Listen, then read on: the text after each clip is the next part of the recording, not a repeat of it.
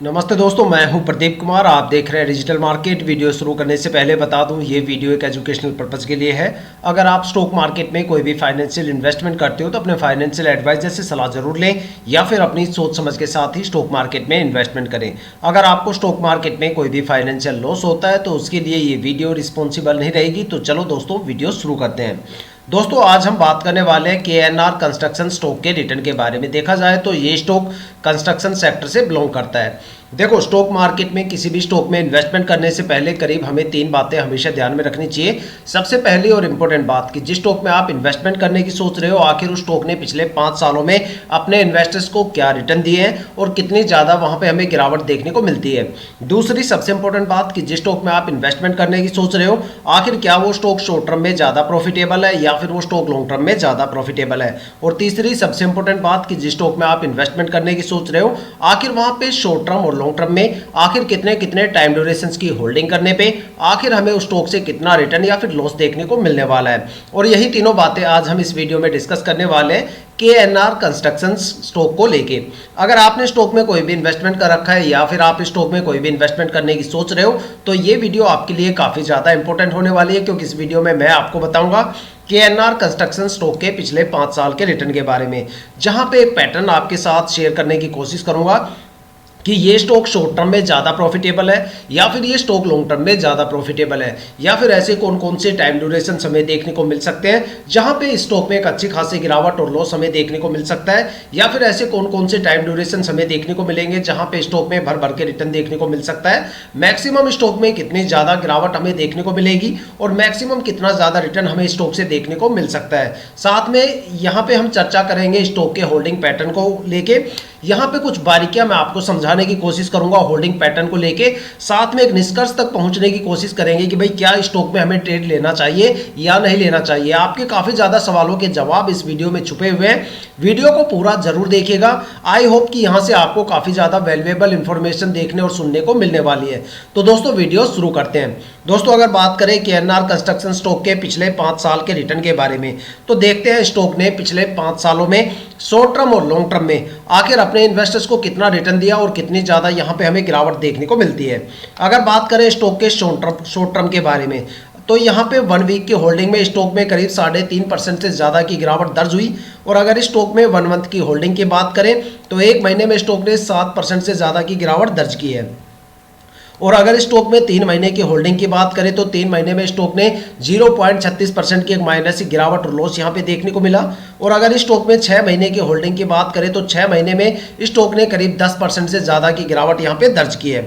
और अगर स्टॉक में 9 मंथ की होल्डिंग की बात करें तो 9 महीने में स्टॉक ने करीब 23.5% से ज़्यादा का रिटर्न दिया है। अब बात करने वाले हैं स्टॉक के लॉन्ग टर्म को लेके। देखते हैं लॉन्ग टर्म में अलग अलग टाइम ड्यूरेशन की होल्डिंग करने पे आखिर हमें स्टॉक से कितना रिटर्न या फिर लॉस देखने को मिलता है। अगर स्टॉक में लॉन्ग टर्म में 1 ईयर की होल्डिंग की बात करें तो 1 साल में स्टॉक ने करीब 24.25% के करीब एक अच्छा खासा रिटर्न दिया है। और अगर स्टॉक में 2 साल की होल्डिंग की बात करें तो 2 साल में स्टॉक ने 20% के करीब एक अच्छा खासा रिटर्न दिया है।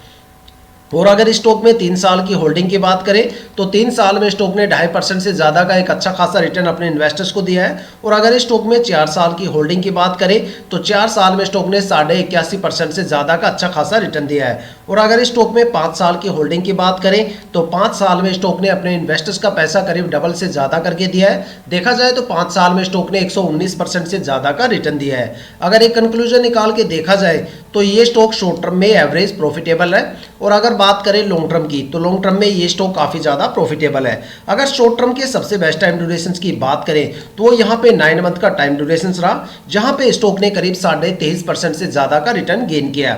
और अगर बात करें लॉन्ग टर्म के बारे में तो लॉन्ग टर्म का जो सबसे बेस्ट टाइम ड्यूरेशन है वो यहाँ पे 5 साल का टाइम ड्यूरेशन रहा है, जहाँ पे स्टॉक ने करीब 119% से ज़्यादा का रिटर्न दिया है। देखा जाए तो 5 साल में स्टॉक ने अपने इन्वेस्टर्स का पैसा करीब डबल से ज़्यादा करके दिया है। देखा जाए तो आप स्टॉक में किसी भी टाइम ड्यूरेशन में एंट्री ले सकते हो, लेकिन एग्जिट करते टाइम मैं आपको यही सजेस्ट करूंगा कि चाहे वो शॉर्ट टर्म हो या फिर लॉन्ग टर्म हो, आप इस स्टॉक से जितने लंबे टाइम ड्यूरेशन के बाद एग्जिट करोगे उतना अच्छा खासा भर भर के रिटर्न आपको स्टॉक से देखने को मिलने वाला है। इस स्टॉक में यहाँ पे आपको कुछ नेगेटिव टाइम ड्यूरेशन भी देखने को मिलते हैं, जहाँ पे स्टॉक में करीब 0.36 से लेकर 10% तक एक अच्छी खासी गिरावट हमें देखने को मिलती है। देखा जाए तो ये वो टाइम ड्यूरेशन है जिस टाइम मार्केट में काफ़ी ज़्यादा गिरावट का माहौल बना हुआ है। देखा जाए तो पिछले 7-8 महीनों से मार्केट में एक अच्छी खासी गिरावट का माहौल चल रहा है। अगस्त और सितंबर में दो सबसे बड़े क्रैश भी हमें देखने को मिले। अक्टूबर में काफी ज्यादा स्टॉक्स के अंदर अपर सर्किट लग गए थे, लेकिन ट्रेडिंग विंडो क्लोज होने की वजह से वहां पे अपर सर्किट डिस्टर्ब हो गए और एफआईआई ने काफी बड़े लेवल पे इंडियन स्टॉक मार्केट में बिकवाली भी की।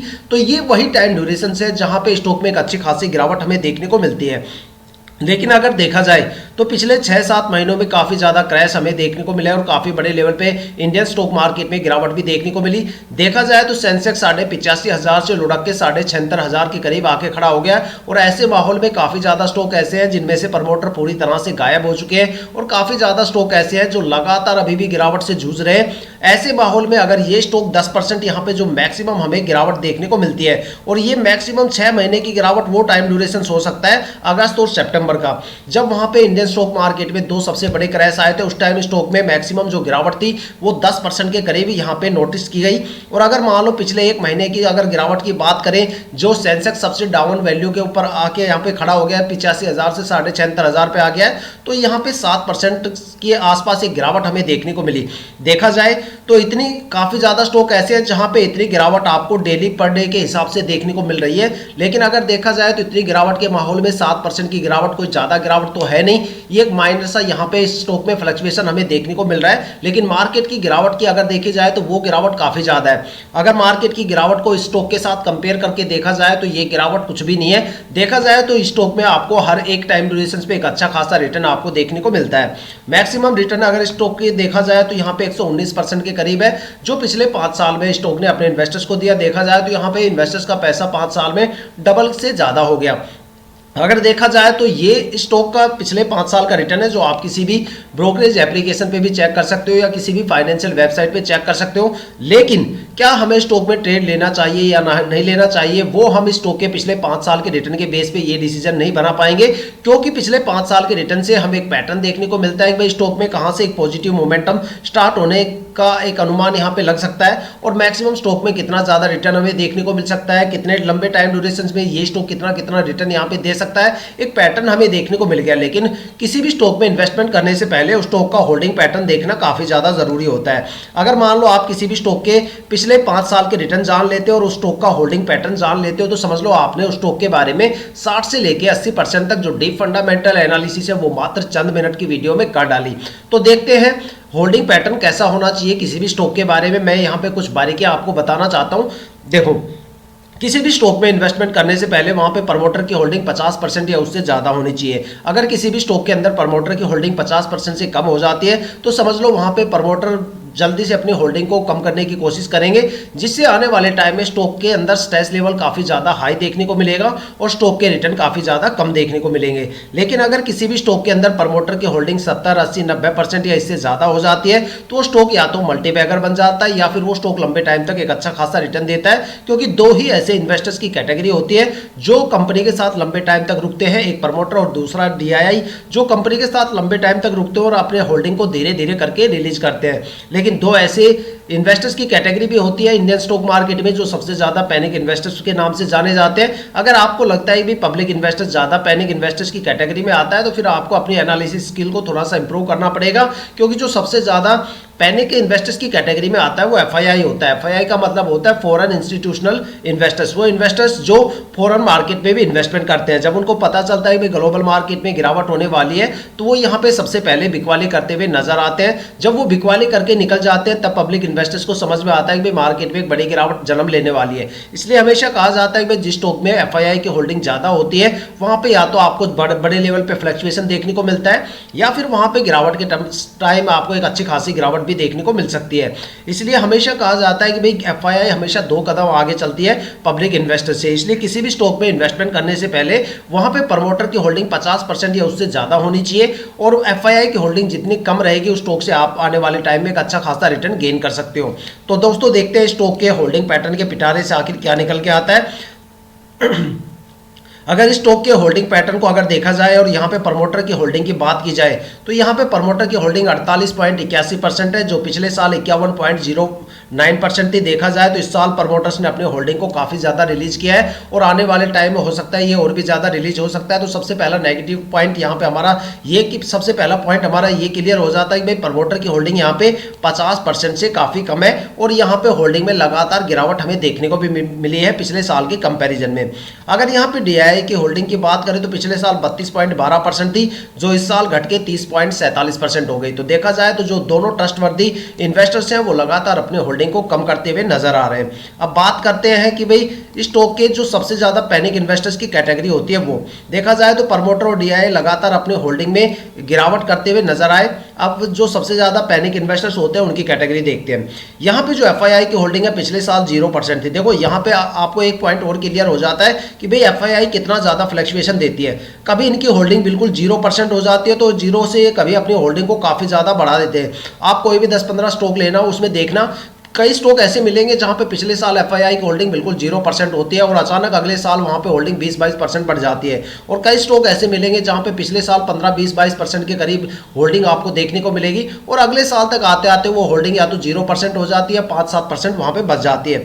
तो इस तरीके से आपको FII में फ्लक्चुएशन देखने को मिलता है। तो यहाँ पे जो FII की होल्डिंग है अचानक 6.5% के करीब आके खड़ी हो गई है और यहाँ पे जो पब्लिक इन्वेस्टर्स की होल्डिंग है वो 11.97% है। अगर पिछले साल प्रमोटर की होल्डिंग देखी जाए तो 8.5% के करीब थी, जो इस साल पब्लिक इन्वेस्टर्स ने अपनी होल्डिंग को बढ़ा दिया और बढ़ाना लाजमी था क्योंकि यहाँ पे प्रमोटर अपना माल निकाल रहे हैं, DII भी अपनी होल्डिंग को कम करिए तो वो माल आखिर कहाँ जाएगा, या तो वो पब्लिक इन्वेस्टर लेगा या फिर वो FII वाले लेंगे। तो सीधी सी बात है ये दोनों अपने होल्डिंग को इंक्रीमेंट कर रहे हैं और यहाँ पे प्रमोटर और DII अपनी होल्डिंग को धीरे धीरे करके रिलीज कर रहे हैं। तो देखा जाए तो स्टॉक के पिछले 5 साल के रिटर्न मैंने आपको शेयर कर दिया, होल्डिंग पैटर्न कैसा होना चाहिए उसकी बारीकियां आपको बता दी, जो सबसे ज्यादा ट्रस्टवर्दी इन्वेस्टर्स की कैटेगरी होता है उनका डेटा आपके सामने रखा हुआ है, साथ में जो सबसे ज्यादा पैनिक इन्वेस्टर्स की कैटेगरी होती है उनका डेटा आपके सामने रखा हुआ है, साथ में प्रीवियस ईयर्स का कंपेयर भी आप यहाँ पे कर सकते हो। अब डिसीजन आपको लेना है कि क्या आपको स्टॉक में इन्वेस्टमेंट करना चाहिए या नहीं करना चाहिए, कमेंट करके हमें जरूर बताइएगा। तो दोस्तों ये थी अब तक की सबसे latest information KNR construction stock के रिटर्न और उसके होल्डिंग पैटर्न को लेके।